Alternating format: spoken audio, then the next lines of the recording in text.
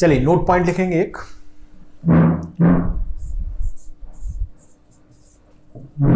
Let's write a note point here.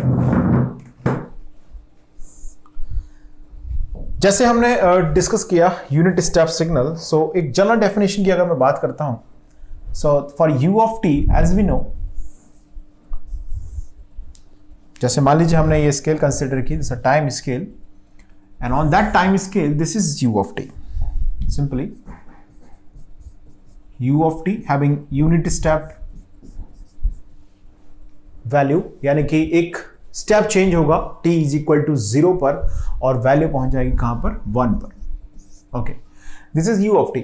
अगर मान लीजिए मैं इसमें कुछ टाइम शिफ्टिंग ऑपरेशन अप्लाई करूं, तो टाइम शिफ्टिंग ऑपरेशन में या तो हम इसे राइट शिफ्ट करेंगे या इससे हम क्या करेंगे, लेफ्ट शिफ्ट करेंगे। जैसे मान लीजिए अगर मैं इस सिग्नल को राइट शिफ्ट करूं,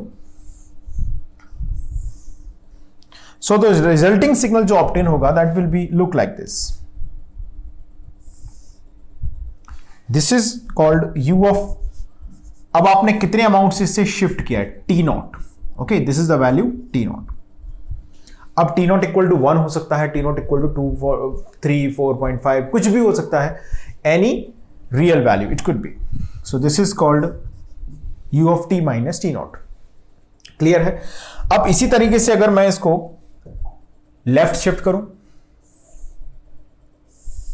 मान लीजिए ये u ऑफ टी आपने कंसिडर किया एंड मैंने किसी अमाउंट t नॉट से u ऑफ टी को अगर लेफ्ट शिफ्ट किया, तो अब मैं इसे लिख सकता हूं इस तरह से, u of T plus T not, और यहां पर कोई point of time t not होगा लाइक दिस, और t नॉट यहां पर क्या है, एक पॉजिटिव रियल वैल्यू है। सो u of T plus T not हमने यहां पर जनरेट किया। यहां पर हम क्लियरली ऑब्जर्व कर रहे हैं, अब मान लीजिए आप सिंपली स्टेप चेंजेस अगर होते हैं इसमें t इज इक्वल टू 0 के about, that's called u of T itself, और जब हम इसे राइट शिफ्ट करते हैं by any amount t not, so that become time delayed form of the u of T, और जब हम इसे t प्लस टी नॉट यानी कि राइट लेफ्ट शिफ्ट करते हैं by the amount t not, तो यहां पर जनरेट होता है time advance signal of the u of T. Clear? अब अगर मान लीजिए सिमिलरली इसमें मैं किसी कोफिशिएंट a को मल्टीप्लाई कर दूं, suppose that, so okay, so this unit step signal becomes simply a step signal with the value a। यहां पर सिंपली क्या हो जाएगा, a का मल्टीप्लाई हो जाएगा एज यूजुअल। सिमिलरली अगर हम यहां पर भी देखें, तो सपोज मैंने बोला कि ये b times of u t minus T naught है, so that u of t minus T naught having the value 1 for t equal to T naught onwards, तो यहां पर इसकी वैल्यू अब हो जाएगी b। क्लियर है? सिमिलरली अगर मान लीजिए मैं यहां पर आपसे बोलूं constant c I have multiplied over here, so that becomes t is equal to minus T naught के onwards up to plus t is equal to infinity, इसकी वैल्यू हो जाएगी c। तो इस तरह से हम कोएफिशिएंट्स को यहां पर क्या कर सकते हैं, मल्टीप्लाई करके इनकी वैल्यूज को, स्टेप चेंजेस को मॉडिफाई कर सकते हैं अकॉर्डिंगली। सो यहां पर हमने सिंपली ऑब्जर्व किया कि जो u ऑफ t है उसमें किसी कोएफिशिएंट या किसी कांस्टेंट का मल्टीप्लाई करते हैं, तो हम उसी पॉइंट ऑफ टाइम के रिस्पेक्टिवली, चाहे वो डिलेड फॉर्म हो u ऑफ t का या वो एडवांस फॉर्म हो, उसमें कांस्टेंट कोएफिशिएंट क्या हो जाता है, कंसीडर हो जाता है। अब इसी कॉन्सेप्ट को थोड़ा सा रियलाइज करते हुए हम ये समझ सकते हैं, जैसे मान लीजिए मैंने इन दोनों को ऐड कर दिया, ठीक है। अब इन दोनों को जब आपने एडिशन किया, तो जो नया सिग्नल जनरेट होगा, क्या मैं ऐसा बोल सकता हूं कि उसमें भी for the different point of times discontinuities present होगी। जैसे t इज इक्वल टू 0 पर हम देखें हैं, तो इसकी value suddenly t is equal to 0 पर आप देखेंगे तो 0 से a हो गई है, यानी कि t is equal to 0 is the point where u of t having discontinuity. Discontinuity का मतलब क्या हो गया कि इस t इज इक्वल टू 0 पर अगर आप u ऑफ t को कैरेक्टराइज करें, रियलाइज करके देखेंगे, तो यहां पर immediately before t equal to 0 इसकी वैल्यू है 0, ओके, और immediately after t equal to 0 इसकी वैल्यू हो चुकी है 1, यानी कि या a हो चुकी है, यानी कि t इज इक्वल टू 0 यहां पर जो पॉइंट है that is the point of discontinuity. Clear है? तो जैसे अगर मैं इसको ऐड कर दूं, ओके, या इन दोनों को ऐड कर दूं, या इसमें से किसी को सब्ट्रैक्ट कर दूं, तो अकॉर्डिंगली जो हमारे पास रिजल्टिंग सिग्नल्स आएंगे उनके अंदर क्या होगा, स्टेप चेंजेस ही प्रेजेंट होंगे। तो समझने के लिए जैसे मान लीजिए मैं आपसे बोलूं कि c u of t plus T not और b u of t minus T naught को हम क्या कर देते हैं, यहां से ऐड कर देते हैं। सपोज दैट इन दोनों को मैं आपसे बोलूं कि ऐड करके एक नया सिग्नल हम तैयार कर लेते हैं। देखिए क्या होगा, how that signal will be represented. Let's see, मान लीजिए मैंने यहां पर ऐड किया b of u t minus T naught को plus c u of t plus T naught के साथ। इन दोनों को ऐड करके एक रिजल्टिंग सिग्नल मैं यहां पर जनरेट कर रहा हूं। देखें किस तरह से आएगा। अब अगर हम ऑब्जर्व करते हैं पॉइंट ऑफ टाइम को, तो t is equal to minus T naught से पहले की अगर हम बात करें तो इसकी वैल्यू भी जीरो है दोस्तों, और इसकी वैल्यू भी क्या है, जीरो ही है। डेफिनेटली यहां पर कहीं पॉइंट ऑफ टाइम होगा t equal to minus T naught, इसके पहले दोनों की वैल्यू जीरो है, तो ऑब्वियसली रिजल्टिंग क्या रहेगा, जीरो रहेगा। t equal to minus T naught is the point of time जहां पर इसकी वैल्यू हो चुकी है c, और ये t is equal to infinity तक c बना हुआ है। इसको अगर मैं नोटिस करता हूं तो इसकी value t is equal to T naught के ऑनवर्ड्स वैल्यू हो चुकी है b, उससे पहले गाइज ये जीरो है। क्लियर है? तो हम ये बोल सकते हैं कि t naught, t is equal to minus T naught, मैंने सपोज एक पॉइंट ऑफ टाइम यहां पर इंडिकेट किया। ओके, अब इससे पहले अगर हम नोटिस करेंगे ग्राफ को तो वैल्यू है दोस्तों जीरो। माइनस टी नॉट के ऑनवर्ड्स इसकी value up to t is equal to plus T naught, value इसकी कितनी रहेगी यहां पर, बी रहेगी, बी रहेगी। ओके सॉरी, सी रहेगी, सी है इसकी वैल्यू है, ये जो वैल्यू सी है, this c plus zero, so something that is c. अब यहां से t is equal to T naught के आगे अगर हम बात करें, प्लस इंफिनिटी की तरफ बढ़ते चले जाएं, तो हम ये देख सकते हैं यहां से कि इसकी वैल्यू तो c ही बनी हुई है, और टी नॉट के बाद इसकी वैल्यू हो चुकी है b, यानी कि अब जो हमारा रिजल्टिंग वैल्यू होगा वो यहां पर क्या होगा, b प्लस सी। अब b प्लस सी तो कुछ भी हो सकता है, कितनी भी वैल्यू हो सकती है, अकॉर्डिंगली b और c की जो न्यूमेरिकल वैल्यूज हैं उसके हिसाब से हमें क्या करना है, एक कॉन्सेप्ट को यहां पर रियलाइज करना है। तो आने वाले पॉइंट ऑफ टाइम्स सभी के लिए इसकी वैल्यू क्या होगी, b प्लस सी यहां पर जनरेट हो जाएगी। अब अगर मान लीजिए मैं यहां पर b और c को कुछ न्यूमेरिकल वैल्यूज असाइन करूं, तो अकॉर्डिंगली हमारे पास जो स्टेप चेंजेस हैं वो यहां पर समझ में आना शुरू हो जाएंगे आपको। चलिए थोड़ा सा और सिंपलेस्ट पॉसिबल वे में हम इसको समझने की कोशिश करते हैं। लेट्स सी, मान लीजिए मैंने एक सिग्नल कंसीडर किया, suppose this is u of t minus one. Okay, this is u of t minus one, ऐसे लिख सकता हूं मैं इसको, t इक्वल टू वन से इसकी वैल्यू हो चुकी है वन। अब थोड़ा सा और हमें समझना है इसको, तो हम इसको बोल सकते हैं 2u of t minus two, यानी कि इसकी वैल्यू कितनी हो जाएगी, 2 हो जाएगी। और मैंने एक और सिग्नल यहां पर अज्यूम किया जिसकी वैल्यू मैंने कंसिडर की u of t plus to. somewhere here I have started it,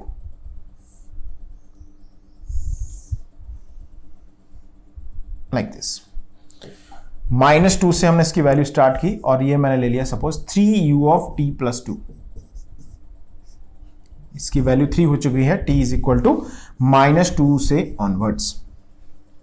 अब अगर मैं इन दोनों को यूटिलाइज करके एक तीसरा सिग्नल यहां पर डिजाइन करूं, ओके, या चलो समझने के लिए ले रहे हैं तो हम यहां पर 2 ले लेते हैं, इसको थोड़ा सा एक कंक्लूजन हमें मिल जाएगा। इसको भी मैंने 2 ले लिया। चलिए अब मैं एक बार इन दोनों को ऐड करके देखता हूं, एक बार इन दोनों को सब्ट्रैक्ट करके देखूंगा क्या रिजल्ट जनरेट होता है। देखिए मान लीजिए अगर मैं इनका एडिशन परफॉर्म करूं यहां पर, if I am going to say 2u of t plus 1 plus 2u of t minus 1, sorry 2u of t plus 2 plus 2u of t minus 1, इन दोनों को हम कर रहे हैं ऐड। सिंपल मैथमेटिकल ऑब्जर्वेशन है, ये जीरो है, t equal to minus two से पहले, t equal to minus two suppose हमने यहां पर कहीं मान लिया इसके अंदर, तो ये भी जीरो, तो zero plus zero becomes zero. बिल्कुल क्लियर बात है। अब यहां से हम देखें t equal to minus two के ऑनवर्ड्स, तो इसकी वैल्यू हो चुकी है दोस्तों 2, इसकी वैल्यू भी जीरो है, तो जीरो प्लस टू कितना हो जाएगा, माइनस टू से लेके प्लस 1 तक अगर हम देखें तो 2, तो माइनस टू से लेके प्लस 1 तक इसकी वैल्यू कितनी आएगी, यहां तक इसकी वैल्यू आ जाएगी 2, माइनस 2 से प्लस 1। अब जैसे आप देखें प्लस 1 के ऑनवर्ड्स इसकी वैल्यू हो चुकी है 2, इसकी वैल्यू तो पहले से 2 थी, 2 प्लस 2 हो गया 4, अब यहां पर रिजल्टिंग सिग्नल जो हमारे पास आया है उसकी वैल्यू अब हो जाएगी 4 यहां से।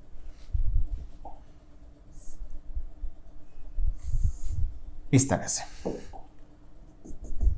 तो ये हमने परफॉर्म किया एडिशन। अब सिमिलरली मान लीजिए मैं इन दोनों को क्या करूं, सब्ट्रैक्ट करूं, इन दोनों को सब्ट्रैक्ट कर दें अगर हम, तो देखें किस तरह के रिजल्ट्स यहां पर हमारे पास जनरेट होते हैं। लेट्स सी, अब आपने किया इसमें that 0 value here, okay, and 0 value here before t equal to -2, तो 0 - 0 दैट लीड्स 0, ओके। -2 से लेके +1 के बीच में इसकी वैल्यू है 2 और इसकी वैल्यू है 0, तो 2 - 0 अगर हम करें, जैसे मुझे यहां पे लिखना है 2u of t + 2 minus 2u of t + 1, sorry t - 1, ये लिखना है। अब हमने सब्ट्रैक्शन परफॉर्म किया इसका, तो जैसे हमने सब्ट्रैक्शन पर -2 से लेके +1 के बीच में अगर हम देखें, -2 से लेके +1, तो 2 - 0 दैट बिकम्स 2, तो इसकी वैल्यू आएगी दोस्तों 2, -2 से लेके +1 के बिटवीन। अब +1 के ऑनवर्ड्स अगर हम ऑब्जर्व करते हैं तो इसकी वैल्यू 2, इसकी वैल्यू 2, 2 - 2 बिकम 0, यानी कि क्या हम ऐसा बोल सकते हैं, this kind of waveform has to be generate -2 से +1। क्लियर है, ये जनरेट हुआ। अब मान लीजिए मैं यहां पर जो कोफिशिएंट मैंने 3 लिया था, यहां पर सॉरी ये 2 लिया था, या यहां पर कोई और कोफिशिएंट मैं कंसीडर करूं, तो क्या हम ऐसा बोल सकते हैं कि कोई भी सिग्नल जिसके अंदर सिर्फ स्टेप चेंजेस हो रहे हैं, ऐसे जिसके अंदर सिर्फ क्या हो रहा है, स्टेप चेंजेस हो रहे हैं, ऐसे सिग्नल को हम रिप्रेजेंट कर सकते हैं in the terms of shifted step signal with suitable coefficient. क्या ये बोलना सही है? यस। यानी कि एनी सिग्नल हैविंग, मेरी बात ध्यान सुने हम, any signal having only step changes. Only step changes शब्द का मतलब यहां पर क्या है, जैसे मान लीजिए कोई एक रैंडम सिग्नल मैं आपके लिए ड्रॉ करूं, सपोज मैंने एक एक्सिस ड्रॉ की यहां पर, और यहां पर मैंने एक रैंडम सिग्नल ड्रॉ करना स्टार्ट किया like this. This is a signal which is having only step changes. ये ऐसा सिग्नल है जिसके अंदर सिर्फ क्या हो रहा है, यहां पर सिर्फ स्टेप चेंजेस हो रहे हैं। अब अमाउंट ऑफ स्टेप्स मैंने कुछ डिफाइन किए हुए हैं, -2, ओके, यहां पर मैंने बोला +3, यहां पर मैंने बोला -2.5 something, okay. This is a signal which is having only step changes. So can I represent this signal by using the shifted step signal with suitable coefficient? Obviously I can. यानी कि यहां से हमें एक पॉइंट कंक्लूड करना है, that point is what, if a signal having only step changes, we can represent that signal by using shifted step signal with suitable coefficient। उस signal को हम रिप्रेजेंट कर सकते हैं by using the shifted step signal with suitable coefficient values। यानी कि कोई भी सिग्नल जो स्टेप सिग्नल के स्टेप चेंजेस के लिए डिफाइन हो सकता है, उसे हम डिफाइन कर सकते हैं यूनिट स्टेप सिग्नल के सुटेबल कोएफिशिएंट और शिफ्टेड अमाउंट के टर्म्स में। क्लियर है? लेकिन बात इसमें हमें क्या ध्यान रखनी है वो लिखेंगे पहले। सो लिखेंगे यहां पर कंक्लूजन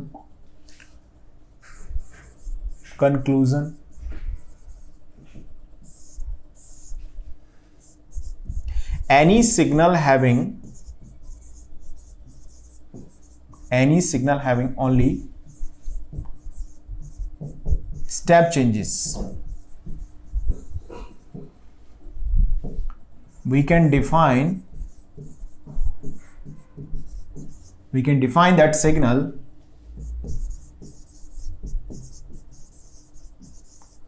by using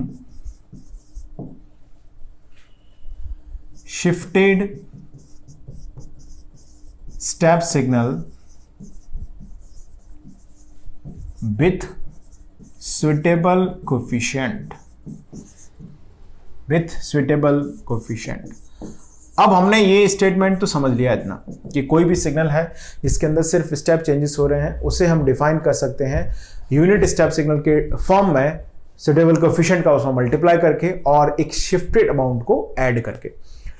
अब बात जहन में आती है कि कौन सा कितना वैल्यू का शिफ्टेड अमाउंट होना चाहिए उसके अंदर और कितने वैल्यू का कोफिशिएंट वहां पर मल्टीप्लाई किया जाना चाहिए। तो इसके लिए हमने जो अब एग्जांपल मैंने डिस्कस किए उन पर वापस आते हैं। That makes conclusion for us. देखिए, सबसे पहले अगर मैं यहां पर इस एक्सप्रेशन को हाइड कर दूं थोड़ी देर के लिए, ओके, इस एक्सप्रेशन को थोड़ा गौर नहीं करूं, ये जो मैंने लिखा हुआ है इस एक्सप्रेशन को मैं अगर थोड़ी देर के लिए गौर नहीं करूं, सपोज मैं आपसे बोलूं कि इस एक्सप्रेशन को आप ध्यान नहीं दें, तो इसमें क्या क्या हमने नोटिस किया। हमने पहली चीज में नोट की कि t इज इक्वल टू -2 से पहले इसकी वैल्यू थी 0। बात समझ में आ गई? ओके, t इक्वल टू -2 से दोस्तों पहले इसकी वैल्यू कितनी थी? 0। t is equal to -2 is the point of time where step changes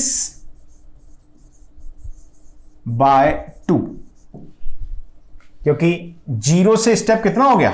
+2 हो गया। t इज इक्वल टू -2 पर। बात समझ में आ गई? ओके, अब हमने देखा t is equal to 1 is the next point of time जहां पर कुछ चेंज आया है। आपको कौन कौन से पॉइंट इसमें नोटिस करने की बात है जहां चेंज हुआ है? अब जैसे -2 से लेके 0 के बीच में किसी भी पॉइंट का कोई बहुत ज्यादा सिग्निफिकेंस हमारे लिए नहीं है, क्योंकि हमें मालूम सब पर वैल्यू कितनी है? 2 है। और जब सब पर वैल्यू 2 है तो अलग से मेंशन करने की कोई बात नहीं है। अब t is equal to 1 is the point of time जहां पर कुछ चेंज आया है। चेंज कितना आया है? जिसकी वैल्यू 2 से हो चुकी है अब 4, यानी कि स्टेप चेंज कितना हुआ है? Step changes by +2। यहां पर भी मुझे लिखना चाहिए मोर करेक्ट वे में अगर बात करूं तो +2। अच्छा, चेंज का मतलब मैंने यहां पर क्या समझाया? चेंज का मतलब हो गया कि final value of step minus initial value of step. ऐसा मैं बोल सकता हूं क्या? Yes, I can say that makes the sense of the value change.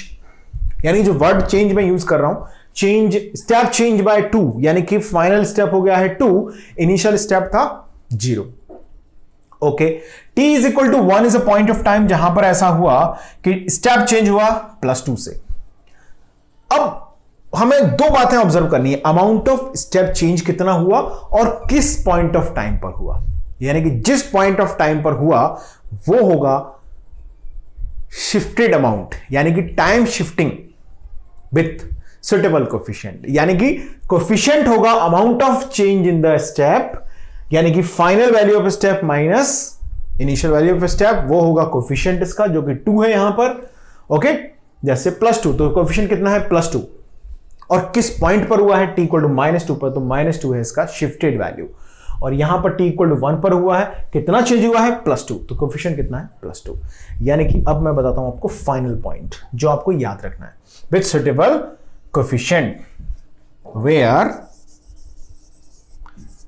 Shift given to, या ऐसे बोलना time shifting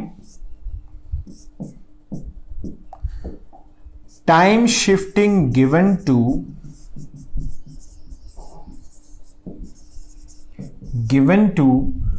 ut defines instant of time, define instants of time where step changes and coefficient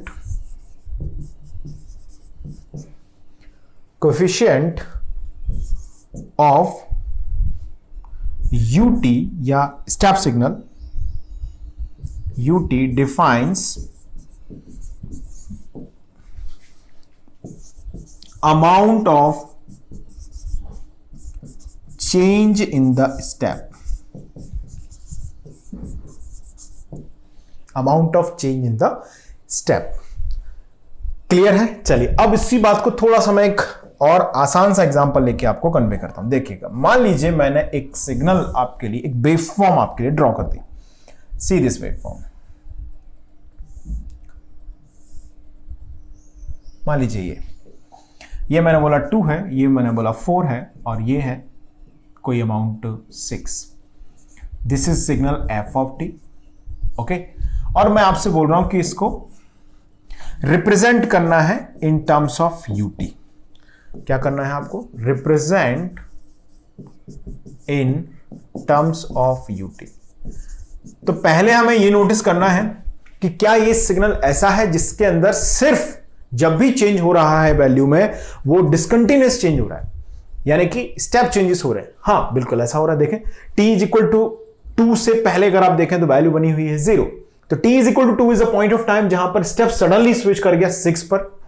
t is equal to 4 is a next point of time where step becomes 6 to 0, यानी कि amount of step change हुआ है 0 से 6 में t equal to 2 पर, और amount of step change हुआ है 6 से 0 में t इज इक्वल टू 4 पर। बात समझ में आ गई? यानी कि सिग्नल इस वेवफॉर्म के अंदर सिर्फ स्टेप चेंजेस हैं, which means I can represent this waveform by using the shifted step signal. बात क्लियर है? तो अब हमें क्या नोटिस करना है? पॉइंट ऑफ टाइम जहां जहां पर स्टेप में चेंजेस हो रहे हैं। तो पहला पॉइंट ऑफ टाइम तो है t इक्वल टू 2, तो t माइनस 2 ऐसे लिखा। क्लियर? दूसरा पॉइंट ऑफ टाइम क्या है? u of t minus 4, u of t minus 4। इसके अलावा कोई भी पॉइंट ऑफ टाइम ऐसा नहीं है जहां पर स्टेप के अंदर चेंज हो रहा हो। ओके, अब अगर हम देखें t इक्वल टू 2 को, तो t इक्वल टू 2 को अगर आप नोटिस करेंगे तो यहां पर 0 से कितना हो गया स्टेप? +6, amount of change. दोस्तों ध्यान यह रखना है कि जो कोएफिशिएंट है वो क्या दिखाता है? जो कोएफिशिएंट है, कोएफिशिएंट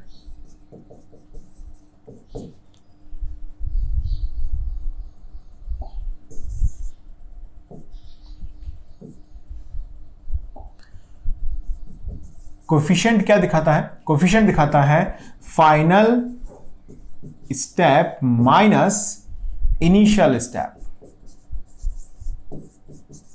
या हम इसको बोल सकते हैं अदर वर्ड्स में amount of change in step, amount of change in step. तो t इज इक्वल टू 2 पर कितना चेंज हुआ है? फाइनल है 6, इनिशियल है 0, 6 माइनस 0 कितना हुआ? +6 is the amount of change. t equal to 4 is a point of time जहां पर स्टेप कितना हो गया है? देखो 6 से कहां गया है? 0 पर, तो अमाउंट ऑफ चेंज कितना हो? फाइनल हो गया है दोस्तों 0, इनिशियल है 6, कितना होगा? -6। आंसर आ गया हमारे पास। This is the final answer. Clear सभी को? 6u of t minus 2 minus 6u of t minus 4, that's the answer. Got it? चलिए अब बात करते हैं हम नेक्स्ट एग्जांपल की। सो सी द क्वेश्चन।